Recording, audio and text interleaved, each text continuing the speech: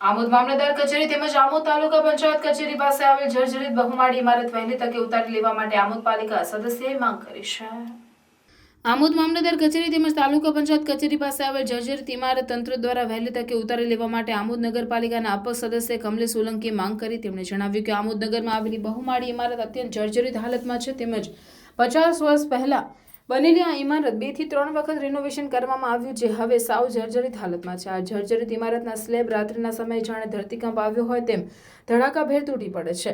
આ ઉપરાંત નજીકમાં આંગણવાડી પણ આવેલી હોવાથી બાળકોના વાલીઓના પણ જીવ અદ્ધર તાળ રહે છે। આ ઉપરાંત તાલુકા મથક હોવાથી અહીંયા સરકારી કચેરી પાસે આવેલ ગરીબ અરજદારો પણ મોટી સંખ્યામાં આવતા હોય છે। ત્યારે કમલેશ સોલંકીએ માંગ કરી હતી કે હાલમાં ચામડિયા હાઈસ્કૂલના મેદાનમાં આવેલી જર્જરિત રંગ ઉપરની દિવાલ ધરાશાય થતા એક વ્યક્તિને માથાના ભાગે ગંભીર ઈજા થઈ હતી। ત્યારે કોઈ મોટી હોનારત થાય તે પહેલા તંત્ર દ્વારા વહેલી તકે જર્જરિત બહુમાળી ઇમારત ઉતારી લેવામાં આવે તેવી માંગ કરી છે।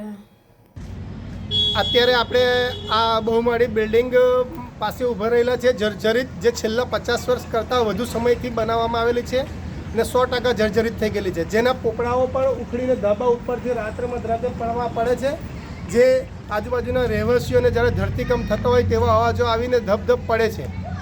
આ ઇમારત બિલકુલ મામલતદાર ઓફિસ, તાલુકા પંચાયત ઓફિસ અને આંગણવાડી 3 બિલકુલ શાળાના નાના બાળકો ભણવા જાય છે આંગણવાડીમાં, તેને બિલકુલ 2 ફૂટ અડીને આવેલી છે।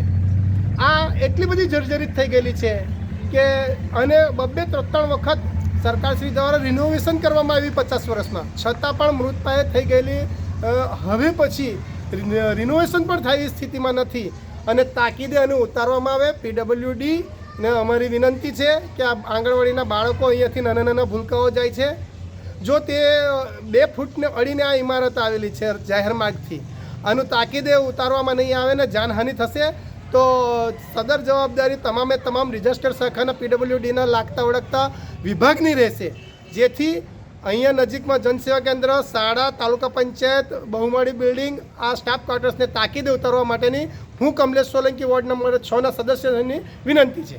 અસ્તુ, ભારત માતા કી જય।